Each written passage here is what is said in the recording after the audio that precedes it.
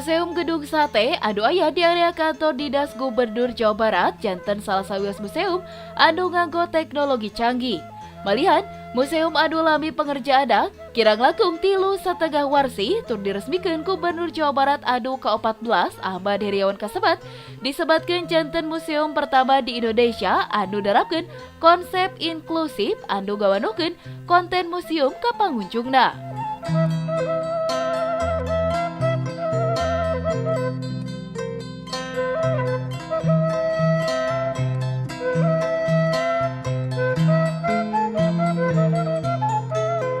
Informasi KKI sejarah Gedung Sate kalawan sejarah Kota Bandung dikemas nganggo teknologi digital serta teknologi interaktif kantos janten daya tarik anu sae. Sehingga pengunjung bakal ngaros bingah dalika lebet ka museum kanggo ninggal konten museum sapertos interaktif 3D scale model of Gedung Sate, interaktif glass display, hologram, wall video mapping, augmented reality, architarium, interaktif fluid display, interaktif picture frame, ngaraos nuju ninggal pemandangan tur area Gedung Sate di luhur udara nganggo balon udara.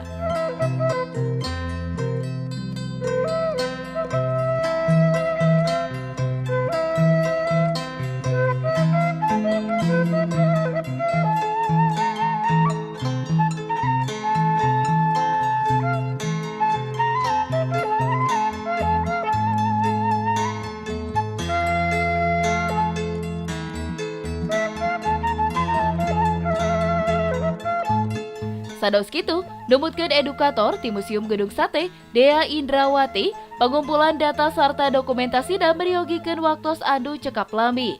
Ngemut data sejarah Indonesia, kalebet Kota Bandung sabagian ageng aya di luar negeri.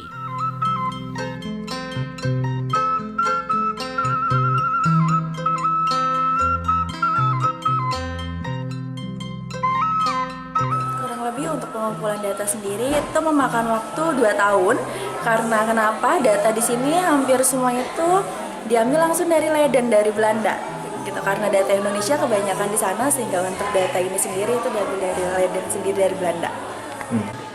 Biasanya sih ya jujur ya, kamu kalau ke museum itu biasanya bosan soalnya ngelihatnya gambarnya gitu-gitu aja, tapi kayaknya di Gedung Sate ini desainnya bagus gitu. Kita tuh jadi seakan-akan sambil main, sambil tahu gitu lebih banyak tentang Gedung Satenya ya gitu.